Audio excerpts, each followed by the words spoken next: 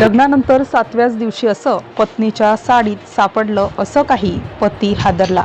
साडीत असं, हे असं कसं करू शकते? लाज सरम विकली, इतका घृणास्पद प्रकार. संपूर्ण महाराष्ट्रात चर्चा.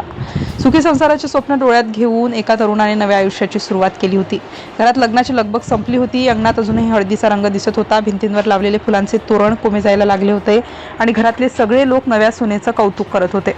पण कुणालाच कल्पना नव्हती की तिच्या साडीच्या सोबत असलेल्या त्याने भयंकर खेळाची सुरुवात केली होती. 7 दिवसांपूर्वी झालेलं ते लग्न गावभर चर्चेचा विषय ठरलं होतं.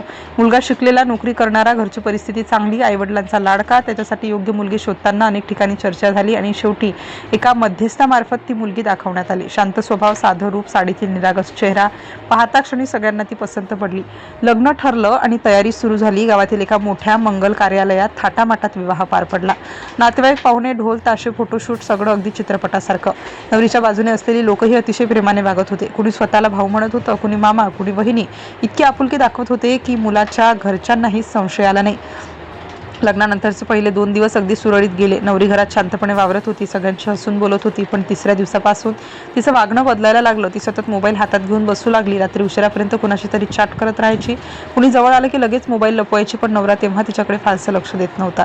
एका रात्री मात्र त्याला विचित्र गोष्ट जाणवली. झोपेतून उठल्यावर त्याने पाहिलं की ती खोलीच्या कोपऱ्यात बसून कुणाशी तरी कुजबुज बोलत होती. त्याला पाहताच तिने घाईघाईने कॉल कट केला. चेहऱ्यावर भीती स्पष्ट दिसत होती, पण तिने मैत्रिणीचा फोन होता असं सांगून विषय टाळला. दिवस पुढे जात होते, पण घरात वातावरण हळूहळू बदलत होतं. नवरी कधी अचानक रडायची, कधी एकटीच बाहेर जाऊन बसायची, कधी तासनतास खोलीत बंद राहायची. सासूला हे सगळं खटकू लागलं होतं, पण नवीन लग्न असल्यामुळे ती शांत होती. थोडा वेळ जाऊ द्या, सगळं ठीक होईल असं म्हणत घरच्यांनी दुर्लक्ष केलं.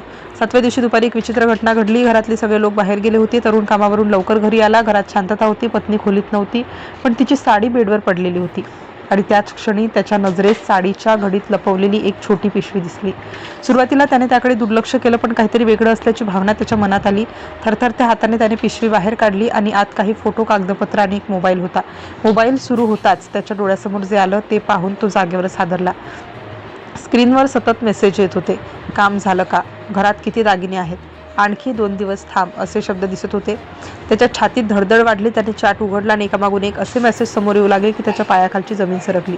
ज्या व्यक्तीला लग्नात नवरीचा भाऊ म्हणून ओळख करून दिलं होतं, तो प्रत्यक्षात तिचा जवळचा साथीदार होता. दोघांचे एकत्र फोटो, व्हिडिओ, जुने कॉल रेकॉर्ड सगळं त्या मोबाईलमध्ये होतं. एवढंच नाही तर एका मंदिरात झालेल्या गुप्त लग्नाचे फोटोही त्यात सेव्ह होते. तरुणाच्या डोक्यात हजारो प्रश्न फिरू लागले. मग माझ्याशी लग्न का? हे सगळं नाटक होतं. घरातल्या लोकांचा वापर केला. त्याचे हात थरथरत होते. तो खुर्चीवर बसला. घामाने पूर्ण अंग भिजलं होतं आणि त्याच वेळी दरवाजा उघडण्याचा आवाज आला.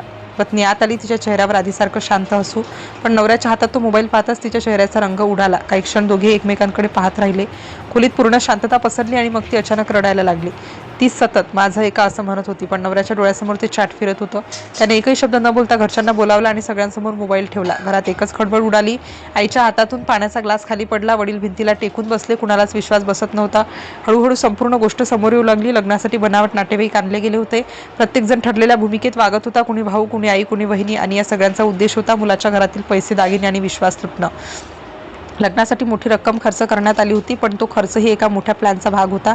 आधी विश्वास जिंकायचा, नंतर घरातील माहिती मिळवायची आणि योग्य संधी मिळताच गायब व्हायचं, असं संपूर्ण डाव रचला गेला होता. गावात ती बातमी वाऱ्यासारखी पसरली. लोक घराबाहेर जमू लागले. असंही घडू शकतं असे प्रश्न सगळे विचारत होते. काहींना राग येत होता, काहींना भीती वाटत होती, कारण लग्नासारख्या पवित्र नात्याचा वापर करून इतक्या थंडपणे फसवणूक केली गेली होती. नंतर समोर आलं की या टोळीने यापूर्वीही अशाच प्रकारे अनेक लोकांना जाळ्यात ओढलं होतं. प्रत्येक ठिकाणी नवीन नाव, नवीन नाती आणि नवीन गाव, पण पद्धत तीच. आधी विश्वास, मग लग्न आणि नंतर लूट. पोलिसांपर्यंत प्रकरण पोहोचलं तेव्हा अनेक धक्कादायक पुरावे समोर आले. मोबाईलमधील चॅट, बँक व्यवहार, फोटो, कॉल रेकॉर्ड सगळं तपासलं जात होतं. काही आरोपी फरार झाले होते, तर काहींना ताब्यात घेण्यात आलं. ज्या तरुणाची अवस्था मात्र पूर्णपणे खचलेली होती, त्याच्यासोबत आयुष्य घालवायचं स्वप्न पाहिलं, तीच व्यक्ती एका मोठ्या कटाचा भाग निघाली.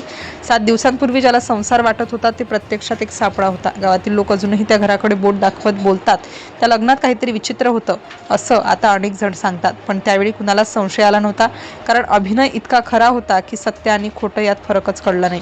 आणि सगळ्यात धक्कादायक गोष्ट म्हणजे त्या दिवशी पत्नीच्या साडीत लपवलेली ती छोटी पिशवी. जर ती सापडली नसती तर कदाचित काही दिवसांनी संपूर्ण घर साफ करून ही टोळी गायब झाली असती. एका साध्या साडीच्या घडीत लपलेलं ते रहस्य अखेर एका सुखी संसाराचा मुखवटा फाडून गेलं.